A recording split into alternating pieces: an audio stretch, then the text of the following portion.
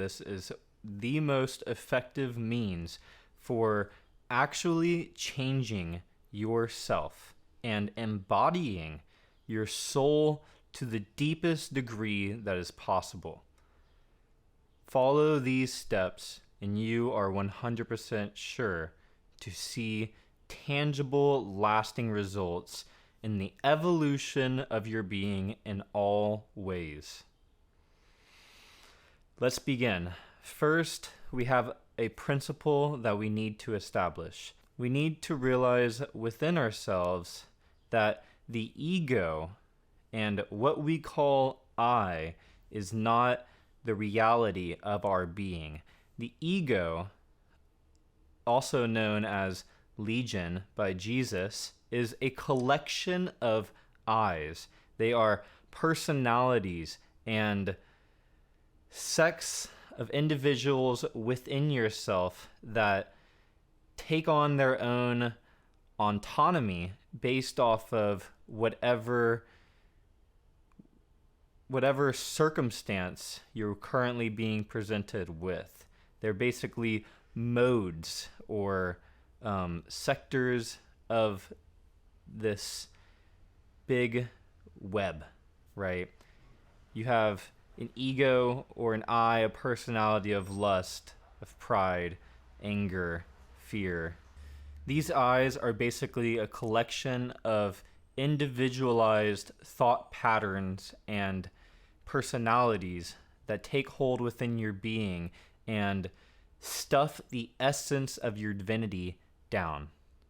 What has happened is you were born in this body with the seed of your essence, and by the time you were 5, your ego started to develop.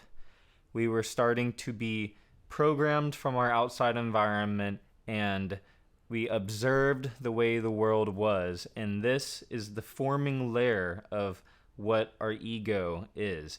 It is stacked upon the longer you live, and the longer you live, typically the harder it is to step out of this. Now, we can also get deeper into this by the law of reoccurrence. Whenever you die, these egos are particularly attached to your astral body, your mental body, your causal body, and they proceed with you through afterlife. So the law of reoccurrence means that whatever you are doing in this life, whatever you haven't resolved fully, even in your next life, you will repeat these same exact patterns that you are currently going through now until they become fully resolved. And this is basically the school framework of the universe. And until you learn from these accumulated individualities that you are walking with in ways of going about reality, then you will continue to repeat the same thing over and over and over until you finally grow past it and remove/dissolve this personality.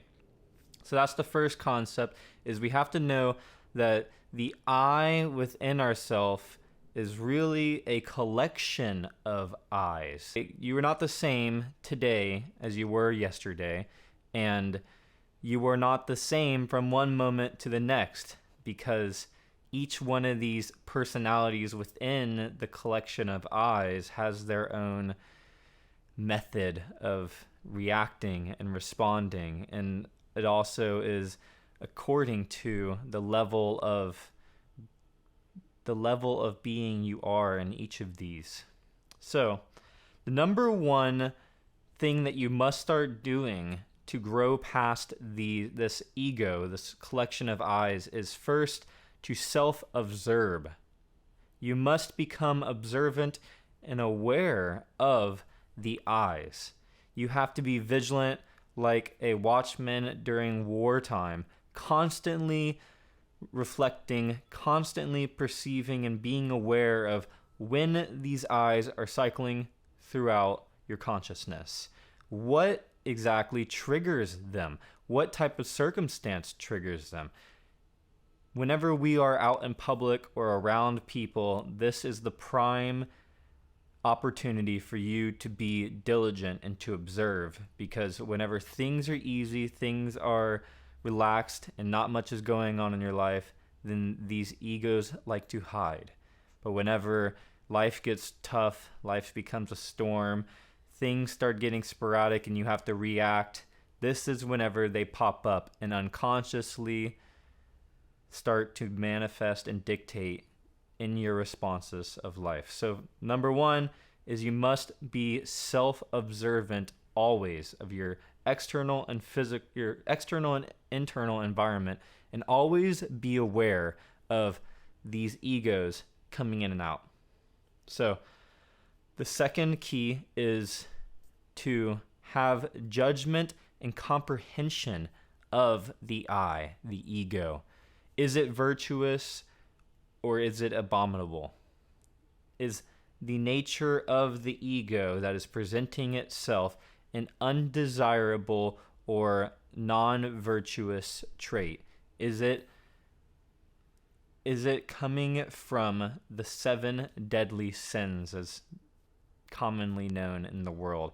These are negative aspects of karma that pull your soul's evolution to a halt, and also degrade and devolve you as a person and a soul. So be observant and be comprehensive and also judgmental of these eyes. Be very, very authentic and true to yourself whenever you're doing this, because one of the tricks of the ego is to think that it is pure. Pride, right? Pride is one of the 7 deadly sins, and this is a very common one because most people think that they are pure, right? Oh, I am better than this guy. I don't drink and I don't get drunk, so I'm better than that person. I don't have sex before marriage, so I'm better than that person who is lustful. But in reality, these are even more subtle layers of these undesirable virtues or undesirable traits. They're not virtues. And so this is the whole point. Be extremely judgmental, aware, comprehensive from your observations, and see, are they in alignment with actual purity and with the law of love. The law of love is to love everyone as it was yourself, to love your neighbor as thyself. That is the first commandment. So, look within yourself and do not allow yourself to judge or think you are high and mighty, or any of these other more subtle versions of pride or lust, or the traits that are actually detrimental to you. And the final last step to achieving dissolution of these egos and to move into your full evolution is execution. We must be extremely harsh and non-merciful with these egos, because they are not our essence, and we must eradicate them as soon as possible and as fiercely as possible. So the way we do this is we can't do this through our mind. We can't change our mind from our mind. Okay? The mind can only reorganize, add, or hide, or shift around what is currently going on. And that is the egos. The egos, you can add onto the egos, you can hide them away and make excuses for them. You can shift them and say that this isn't what it is, or you can reason with it. But in reality, we have to be extremely merciless for these and realize that these egos are hindering us from knowing God and hindering us from achieving our real evolution as beings of light. So, the only way you can do this is by calling upon a superior power. And the ancient of old days utilized the Divine Mother as the supreme power of love, of compassion, and of strength that has the ability to disintegrate and dissolve these egos. And if we look in Hindu culture, Mother Kali, whenever she is enraged, she is the demon slayer, the ego slayer. And this is what we ask and we are going to pray of our Divine Mother. The Divine Mother is a form and manifestation of God. God the Father is in heaven, is in secret, is in hidden. He is the fire of manifestation, the idea, the seed. The mother is the womb, right? She is creation itself. She is latent in everything around us. She is the subtle energy that makes all of this possible. So we need to work with Divine Mother. Divine Mother is within all of our cells. She is the superior power that we can work with here. So the way you do this is just by praying like a child who is humble and is just asking from the heart. Dear Mother, dear Divine Mother, dear Stella Martis, may you rid me of this ego. May you free me from the attachment and the illusion of this identity that is keeping me from purity. Divine Mother, rid me of this attachment. Rid me of this identification.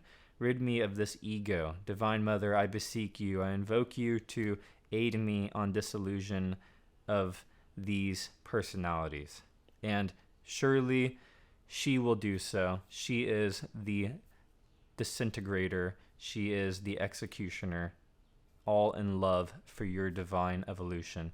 And this will be the evolution of your soul, and you will see progress while you do this.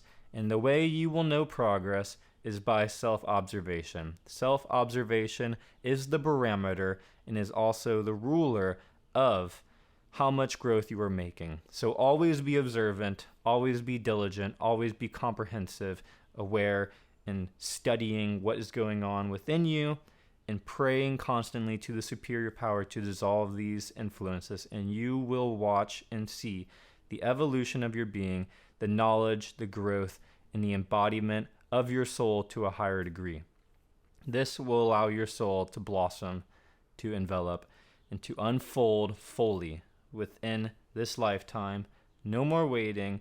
We must do the action now. The great work is upon us, and if we wait any longer, our time may be up.